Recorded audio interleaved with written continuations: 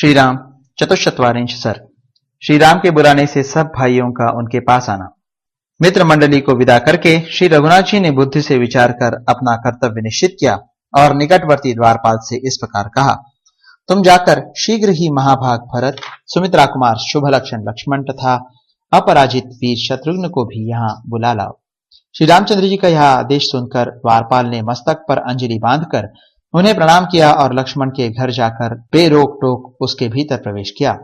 वहां हाथ जोड़ जय जयकार करते हुए उसने महात्मा लक्ष्मण से कहा, कुमार, महाराज आपसे मिलना चाहते हैं, अतः शीघ्र चलिए, विलंब न कीजिए।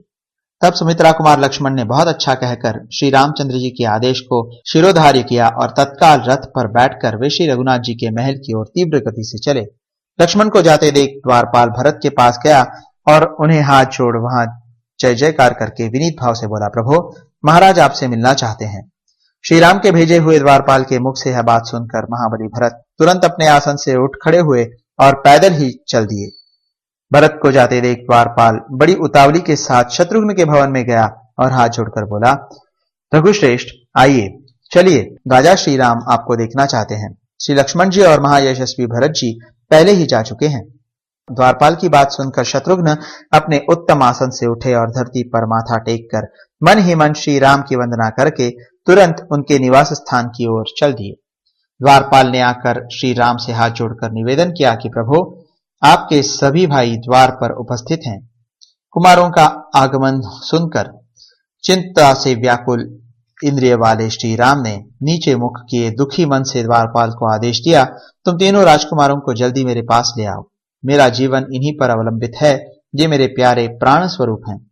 महाराज की आज्ञा पाकर वे श्वेत वस्त्रधारी कुमार सिर झुकाए हाथ जोड़े एकाग्रचित्त हो भवन के भीतर गए। उन्होंने श्री राम का मुख इस तरह उदास देखा मानो चंद्रमा पर ग्रह लग गया हो और संध्या काल के सूर्य की भांति प्रभा शून्य हो रहा था। उन्होंने बारंबार देखा, बुद्धिमान श्री राम के दोनों नेत्रों में आंसू भर आए थे और उनके मुखारविंद की शोभा छिन गई थी। तदनंतर उन तीनों भाइयों ने तुरंत श्री राम के चरणों में मस्तक रखकर प्रणाम किया। फिर वे सब के सब प्रेम में समाधिस्थ से होकर पड़ गए।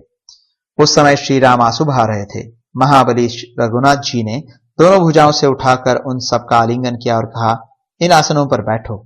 जब वे बैठ गए तब उन्होंने फिर कहा, राजकुमारों, तुम लोग मेरे सर्वस्व हो, तुम ही मेरे जीवन हो और तुम्हारे द्वारा संपादित इस राज्य का मैं पालन करता हूं। नरेश्वरों, तुम सभी शास्त्रों के ज्ञाता और उनमें बताए कर्तव्य का पालन करने वाले हो। तुम्हारी बुद्धि भी परिपक्व है। इस समय मैं जो कार्य तुम्हारे सामने उपस्थित करने वाला हूं, उसका तुम सबको मिलकर संपादन करना चाहिए। श्री रामचंद्र जी के ऐसा कहने पर सभी भाई चौकन्ने हो गए। सबका चित्त उद्विग्न हो गया और सभी सोचने लगे, न जाने महाराज हमसे क्या कहेंगे।